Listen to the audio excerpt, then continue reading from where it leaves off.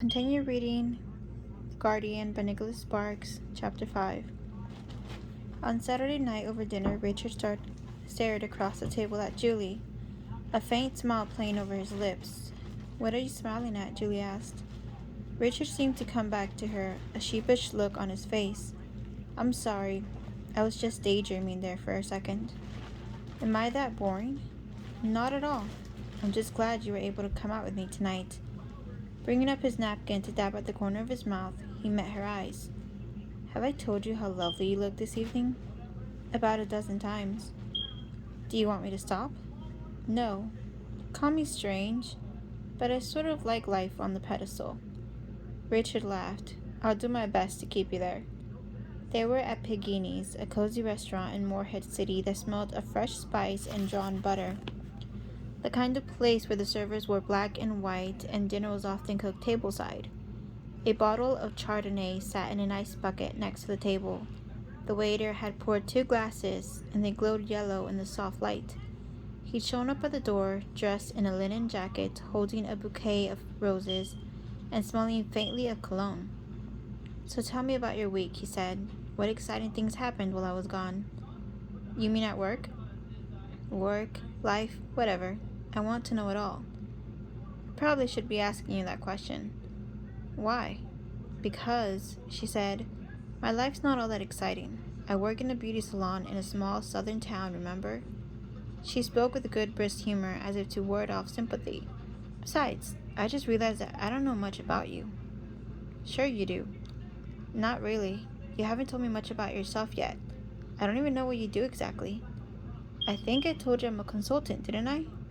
"Yeah, but you didn't go into a lot of detail." "That's because my job is boring."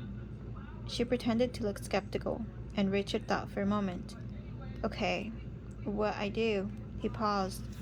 "Well, just think of me as a guy who, working behind the scenes, makes sure the bridge doesn't collapse." "That's not boring. That's just a fancy way of saying I work with numbers all day. When it gets right down to it, I'm what most people would consider a nerd." She ran her eyes over him, thinking, "I doubt that. Is that what the meeting was about?" "What meeting?" "The one in Cleveland."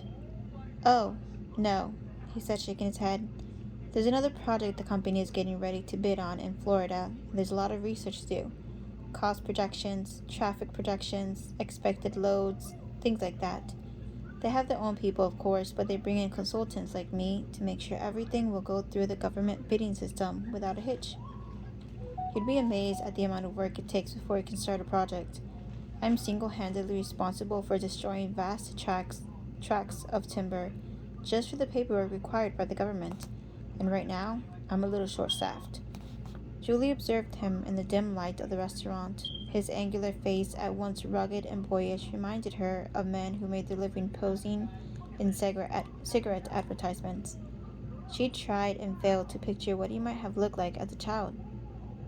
"What do you do in your spare time? Hobbies, I mean."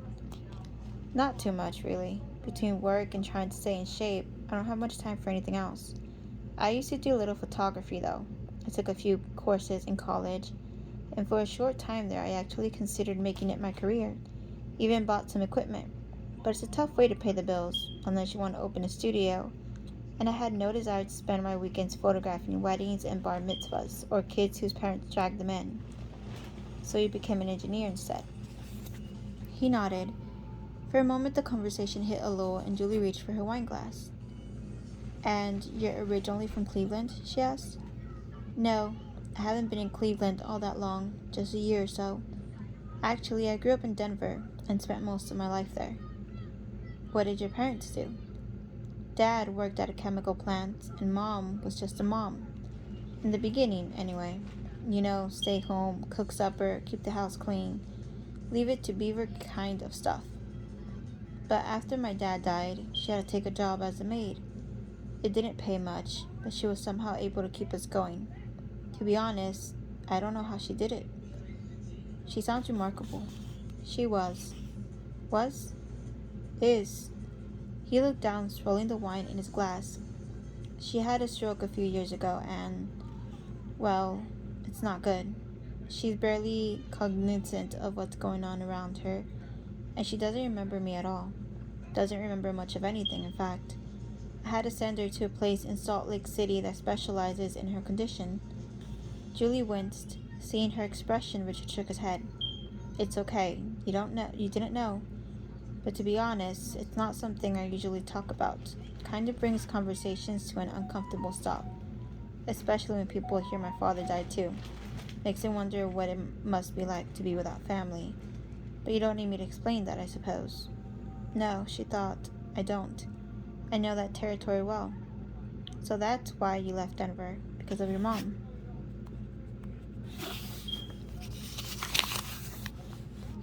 That was part of it. He glanced at the table before looking up again. I guess now's the time to tell you that I was married once, to a woman named Jessica. I left because of her, too. Though a little surprised he hadn't mentioned it before, Julie said nothing.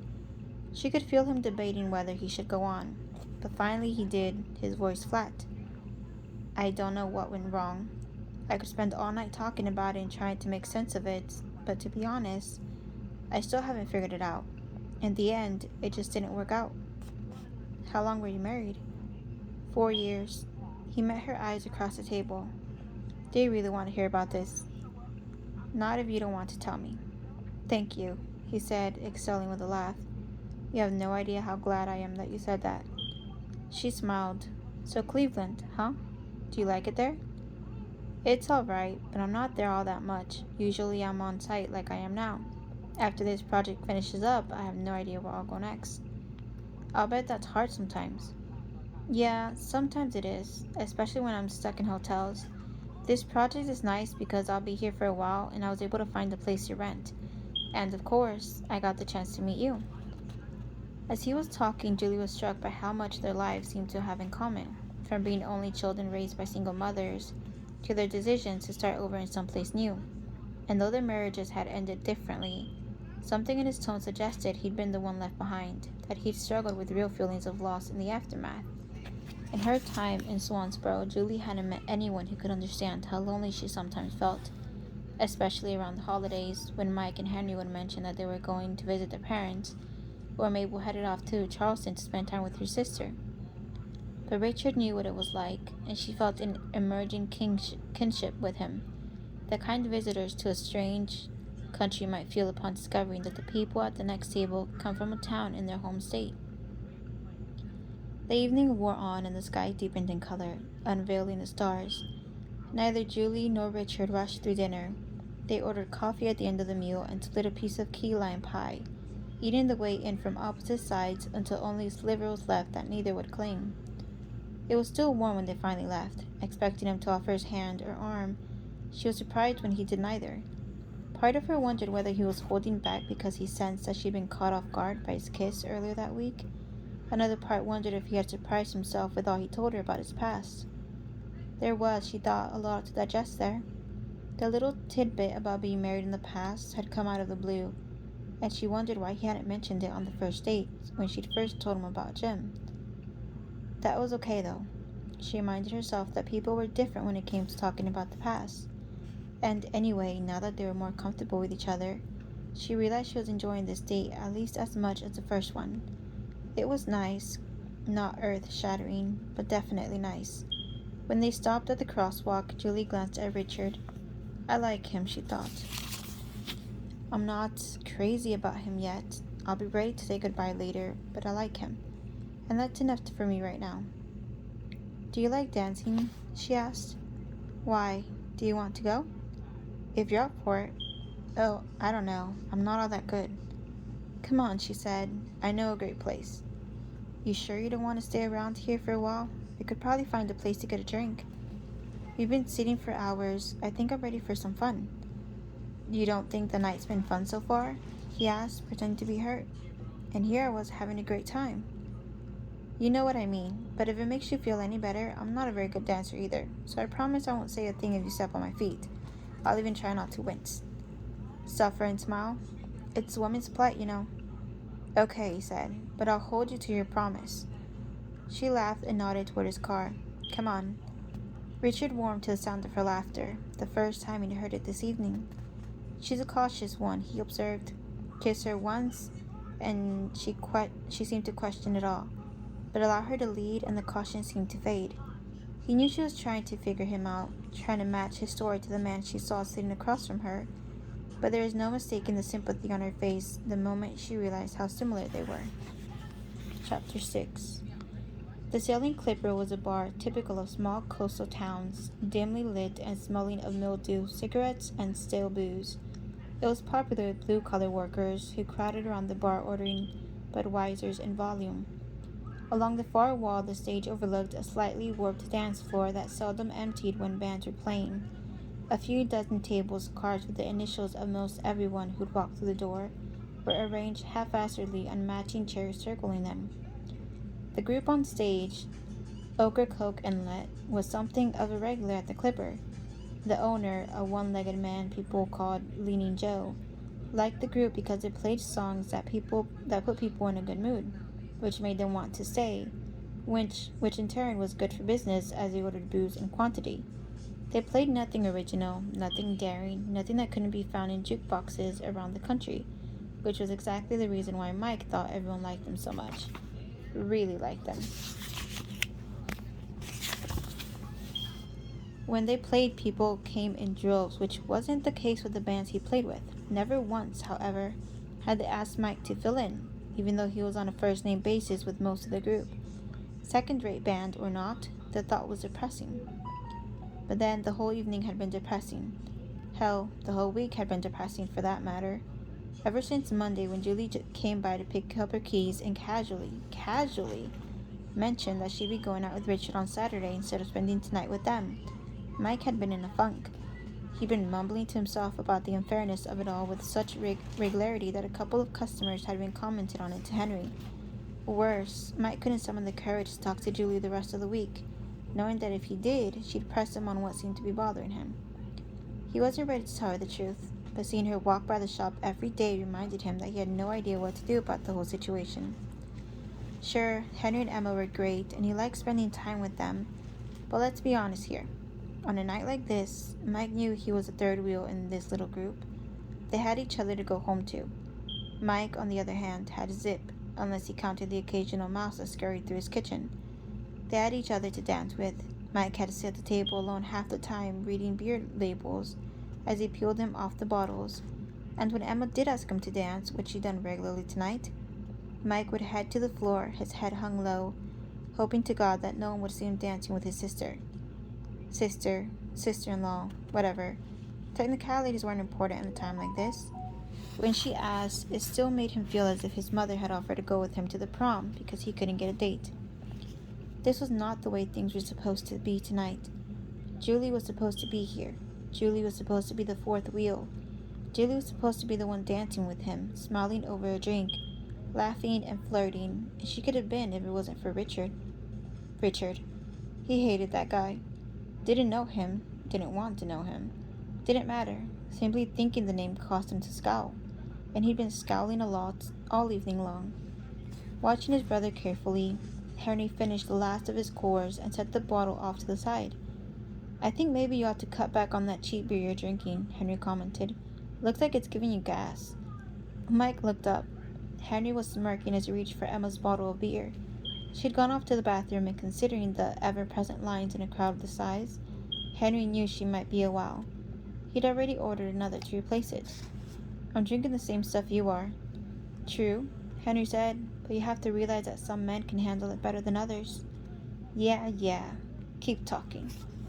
"My, aren't we in a mood this evening?" Henry said. "You've been riding me all night. Considering the way you've been acting lately, you deserve it. We had a great dinner. I've been engaging you with my sparkling wit all night long, and Emma's been making sure that you're not always sitting alone at the table like some loser whose date just stood him up." "That's not funny. It's not meant to be. I'm simply speaking the truth. Think of me as your very own burning bush. When in doubt, when you need answers, you come to me. For instance, you need to lighten up about this. You're letting it ruin the whole night." "Look, I'm doing my best, okay?" "Oh," Henry said, cocking an eyebrow. "I see. Sorry, I guess I'm just imagining all the deep sighs." Mike pulled the rest of the label off his bottle and crumpled it into a ball. Yeah. You're a funny guy, Henry. You should head to Vegas with your act. Believe me, I'd be the first to pack your bags." Henry leaned back in his seat. Oh, come on. I'm just having a little fun. Yeah, at my expense. Henry held up his hands, looking innocent. You're the only one here. Who else can I pick on? Mike glared at him before turning away. All right, all right. I'm sorry already, Henry said. But listen, I'll say it again. Just because she's out with Richard doesn't mean that you've lost your chance forever. Instead of moping around, use it as a challenge. Maybe this should inspire you to ask her out. I was planning on that. You were? Yeah. After we talked on Monday, I decided to do exactly what you said. Tonight was supposed to be the night. Henry studied him. Good, he finally said. I'm proud of you. Mike waited for more, but Henry stayed silent. What? No jokes this time? No reason to make jokes. Because you don't believe me? No, I believe you. I have to, I guess. Why? Because I'll get to see you do it. Huh? The gods are with you, little brother. What the hell are you talking about? Henry raised his chin, nodding in the direction of the door.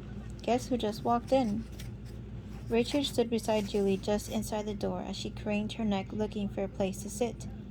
I didn't realize it would be so crowded, Richard shouted over the noise. Are you sure you want to stay? Come on, it'll be fun, you'll see. Though he flashed a quick smile of agreement, Richard was doubtful. This place struck him as a refuge for those who drank to escape their problems, people who were desperate for the companionship of a stranger. It was, he thought, the kind of atmosphere that promoted the notion that everyone here, whether with someone or not, was up for grabs. Julie didn't belong in a place like this any more than he did.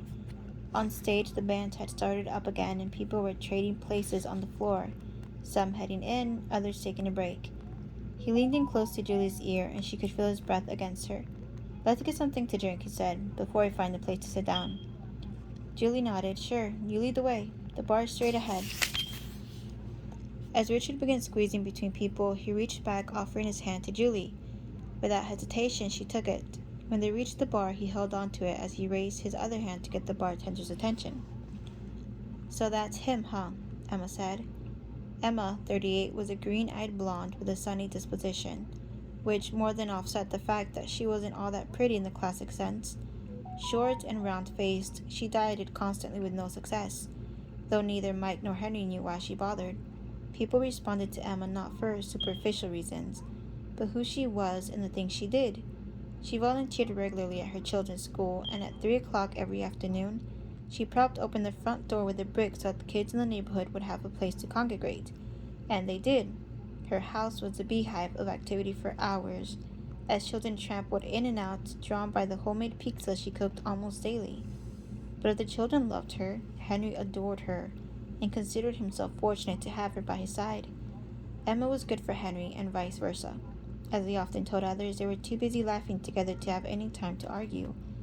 Like Henry, Emma loved to tease, and when they got going, they seemed to feed off each other. And after a couple of drinks, watch out, Mike thought. They were deadly, like sharks who fed on their young. Unfortunately for Mike, he knew that right now he was nothing but a baby shark, swimming ahead of Mommy's open jaws. One look at the hungry gleam in their eyes made him want to dive for cover. Henry nodded. That's him. Emma continued to stare. He's really something, isn't he? I think Mabel used the word sexy, Henry offered. Emma raised a finger as if Henry were an attorney who'd made a valid point in court. Yes, sexy. Very sexy. In a handsome, stranger kind of way, I mean. Mike crossed his arms and sank lower in his seat, wondering if the evening could get any worse. My sentiment exactly, Henry said, still waiting for drinks. Richard and Julie were standing at the bar, their faces in profile. They do make a lovely couple, he added. They certainly stand out in a crowd, Emma agreed. It's like one of those People magazine articles about the world's most glamorous couples.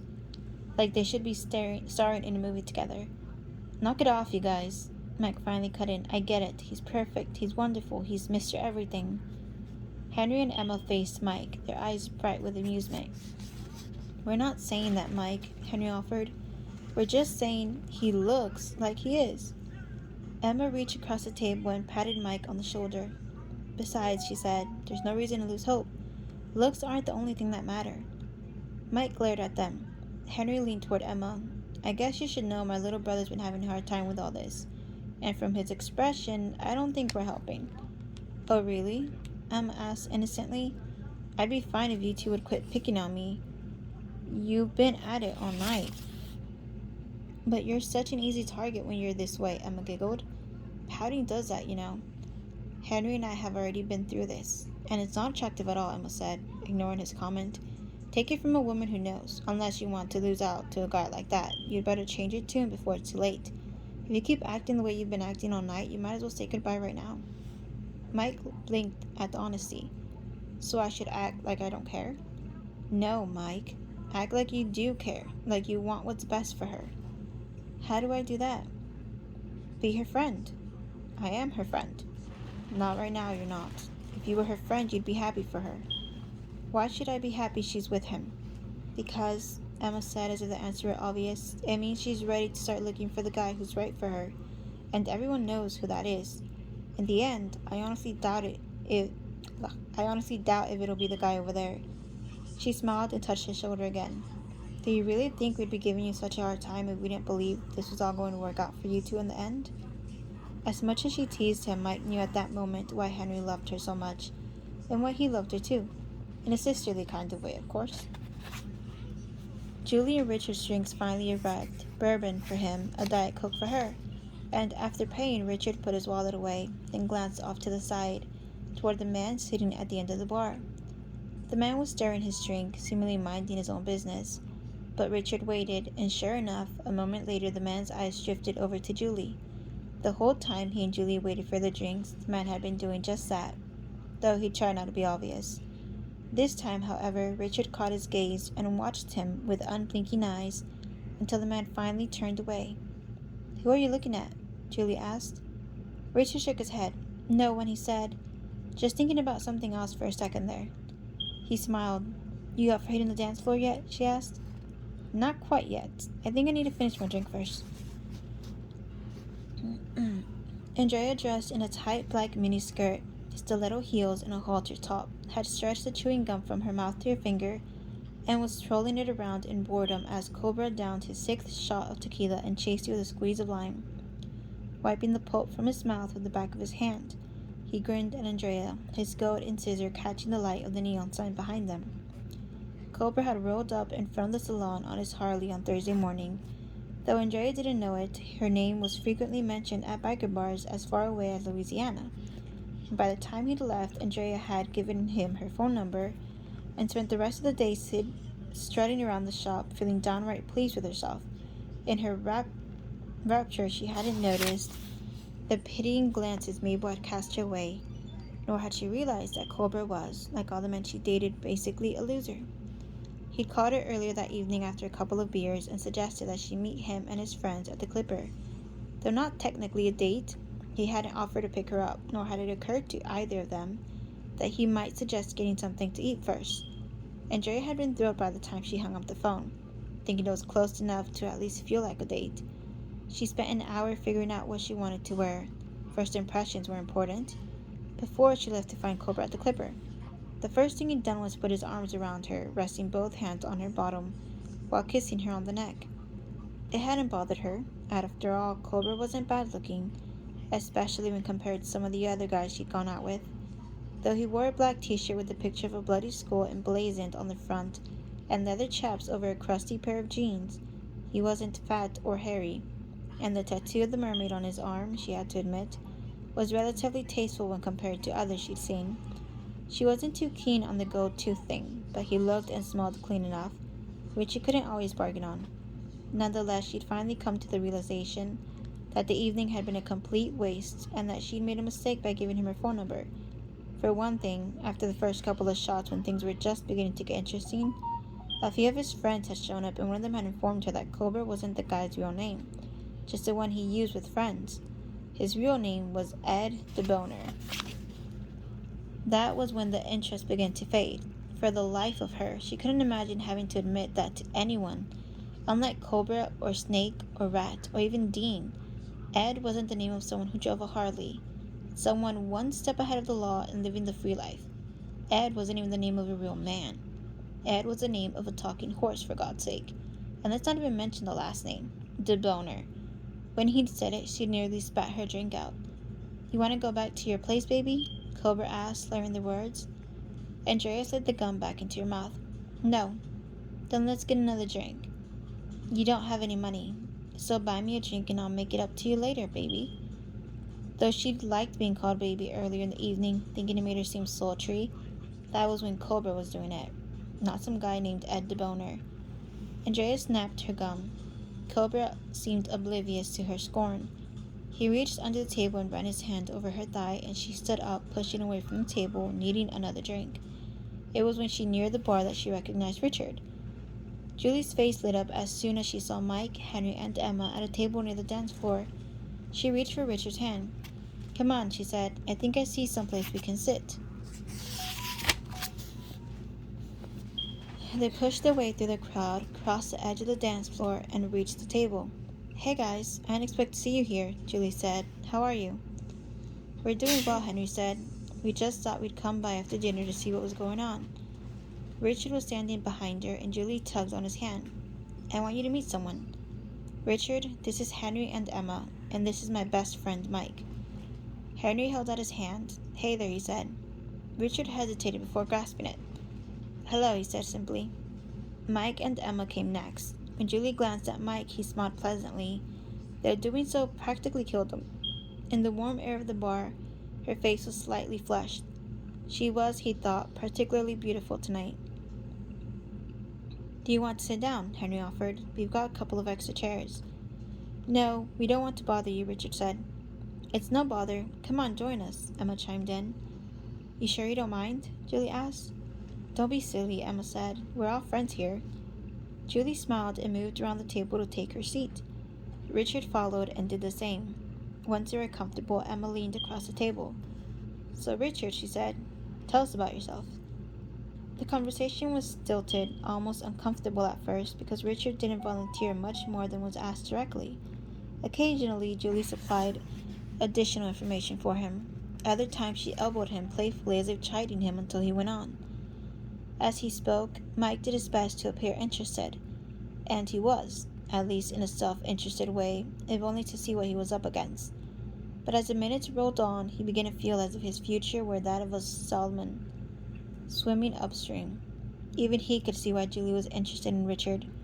He was intelligent, and yes, good-looking, he conceded, but only if one liked rugged athletic types. And unlike Mike, he was both college-educated and well-traveled. Though he didn't laugh or joke much, or appreciate Emma or Henry when they did, it seemed that his discomfort stemmed more from shyness and arrogance. And the way he felt about Julie was obvious. Whenever she spoke, Richard's eyes never left her face. He acted like a husband waking up on the first morning of his honeymoon. Through it all, Mike kept smiling and nodding, hating Richard's guts. A little later on, as Emma and Julie caught up on some of the latest news around town, Richard finished his drink. After asking if Julie wanted anything else, he excused himself to head back to the bar.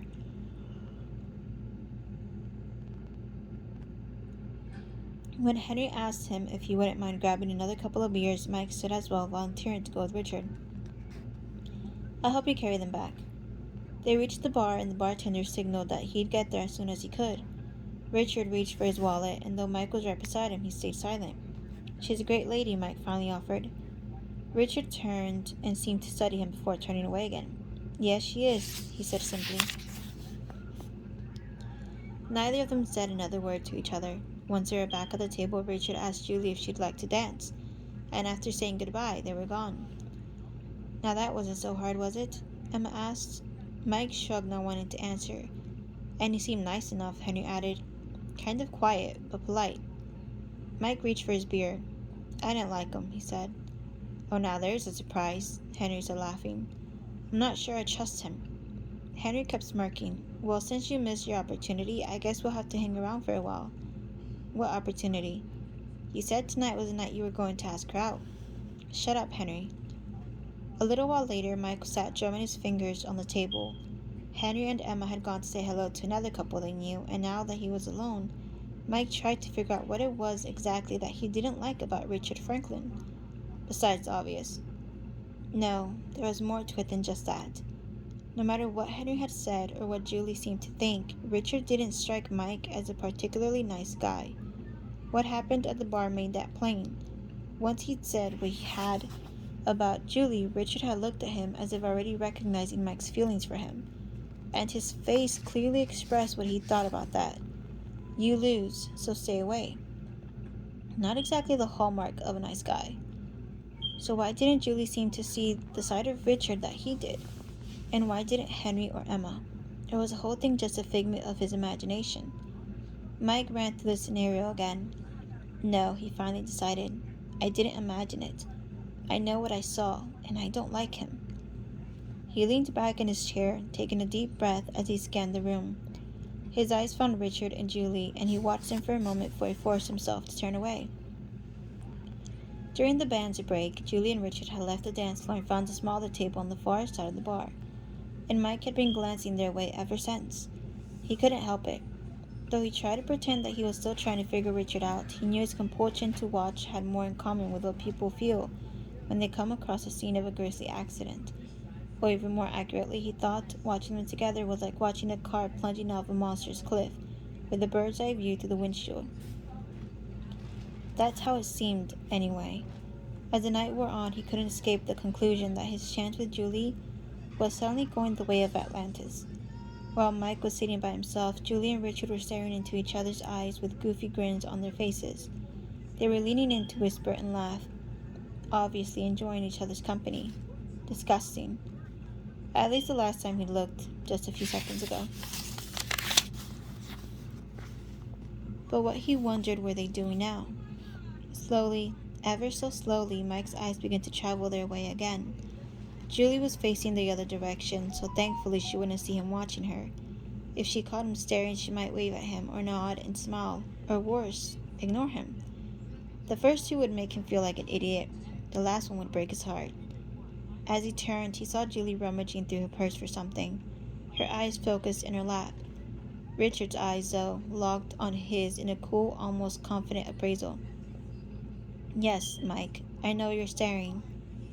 Mike froze, a kid caught pulling a 20 from his mother's wallet. He wanted to turn away but couldn't seem to summon the energy to move until he heard a voice behind him. He glanced over his shoulder and saw Drew, the lead singer from the band, standing near the table. Hey Mike, Drew said, got a minute? I wanted to talk to you about something.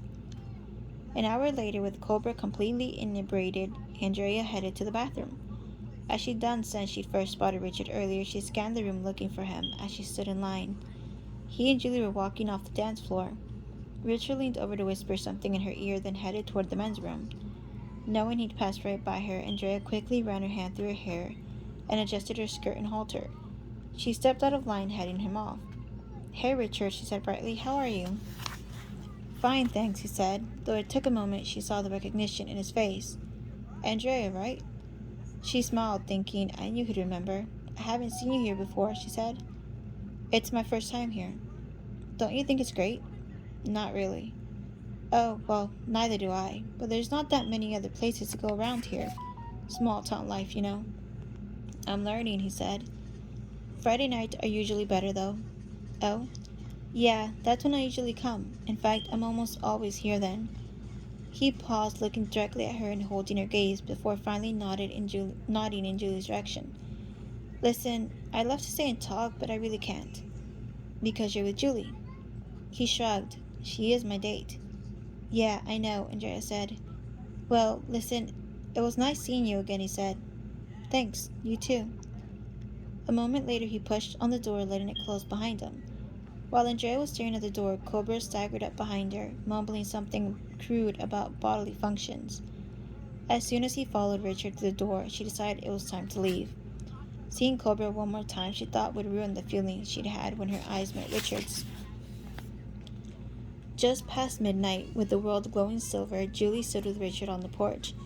Frogs and crickets were singing, a light breeze was moving the leaves, and even singers seemed to be more accepting of Richard, though his face was poking through the curtains and he was eyeing them carefully. He hadn't made a sound. Thanks for tonight, she said. You're welcome. I had a wonderful time. Even at the Clipper? As long as you had fun, then I'm glad we went. Not your kind of place, huh? He shrugged. To be honest, I probably would have preferred something a bit more private, so you and I could be alone. We were alone. Not the whole time.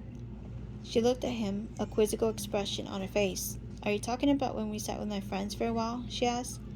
Did you think I did that because I wasn't having fun? I wasn't sure what to think. Sometimes women use that as a kind of escape when the date isn't going well, as in, help, I need rescuing. She smiled. Oh, that wasn't it at all. They were the ones I was supposed to go to dinner with tonight, and when I saw them, I wanted to say hi.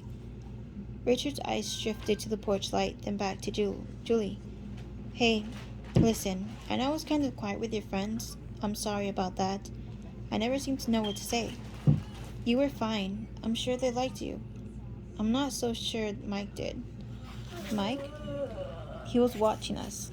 Though she hadn't noticed, she realized she should have expected something like that. Mike and I have known each other for years, she said. He watches out for me, that's all.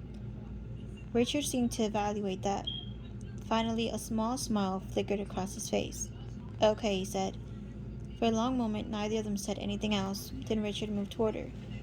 This time, though, she expected the kiss, and though she wanted him to do it, or at least thought she wanted him to do it, she couldn't deny the slight feeling of relief when he turned to leave a minute later. No need to rush into anything, she thought. If it's right, I'll know.